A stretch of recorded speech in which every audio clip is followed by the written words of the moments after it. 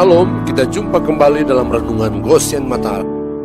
Haleluya, saudaraku yang dikasihi dan diberkati Tuhan. Renungan pagi hari ini bertema ada potensi yang besar. Bacaan firman terambil dari Yohanes pasal 12 ayat 24. Demikian firman Tuhan. Aku berkata kepadamu, sesungguhnya jikalau biji gandum tidak jatuh ke dalam tanah dan mati, ia tetap satu biji saja. Tetapi jika ia mati, ia akan menghasilkan banyak buah. Perumpamaan Tuhan Yesus tentang biji gandum yang berbuah banyak apabila ditanam dan mati, sesungguhnya menyatakan kepada kita bahwa di dalam satu biji gandum tersebut terkandung potensi yang besar dan luar biasa. Antara lain, di dalam biji gandum itu ada kehidupan, ada potensi pertumbuhan, ada potensi pelipat gandaan, ada potensi untuk dikonsumsi dan menjadi bahan pangan untuk menghidupi makhluk hidup lainnya. Maka demikianlah sesungguhnya dengan hidup kita manusia dan terlebih dengan hidup kita sebagai anak-anak Allah. Dalam hidup kita ada potensi besar yang sudah Tuhan taruhkan dan percayakan, yang dalam Kamus Besar Bahasa Indonesia diartikan sebagai kemampuan yang mempunyai kemungkinan untuk dikembangkan, atau kekuatan, atau kesanggupan, atau daya. Potensi dalam setiap pribadi kita laksana harta 5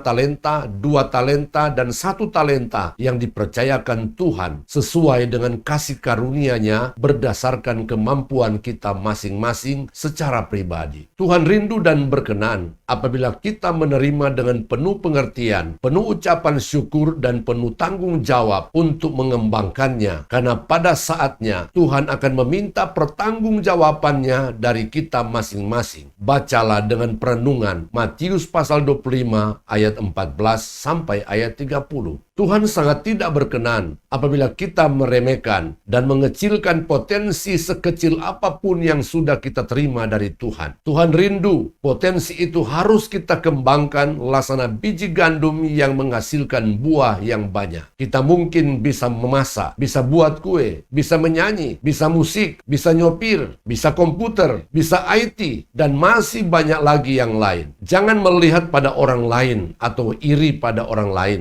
karena setiap orang itu unik, punya bagiannya masing-masing. Kenapa kita tidak bisa mengembangkan potensi yang ada pada kita? Antara lain, karena kita merasa minder, takut tertolak, tidak merasa percaya diri, dan berbagai hal lainnya dalam diri kita yang menghalangi berkembangnya potensi kita. Dan kita pun mulai berkata, saya tidak bisa, saya tidak pintar, tidak mungkin, mustahil. Karena itu jangan suruh saya, orang lain saja, dan sebagainya. Kita tidak mau belajar, kita tidak mau berusaha, kita tidak berani dan tidak mau mencoba. Kalaupun kita lakukan, maka tidak dengan sungguh-sungguh, hanya asal-asalan saja. Saudaraku yang terkasih dalam Yesus, apabila kita mau potensi kita menjadi maksimal, maka kita harus bersedia seperti biji gandum yang jatuh ke tanah dan mati. Artinya, kita harus bersedia berkomitmen dan siap berkorban. Kita harus konsisten, miliki ketekunan, miliki kesetiaan, tidak gampang menyerah dan putus asa. Matius pasal 25 ayat 21. Maka kata tuannya itu kepadanya, baik sekali perbuatanmu itu, hai hambaku yang baik dan setia. Engkau telah setia dalam perkara kecil, aku akan memberikan kepadamu tanggung jawab dalam perkara yang besar. Masuklah dan turutlah dalam kebahagiaan Tuhan. Amin. Tuhan Yesus memberkati.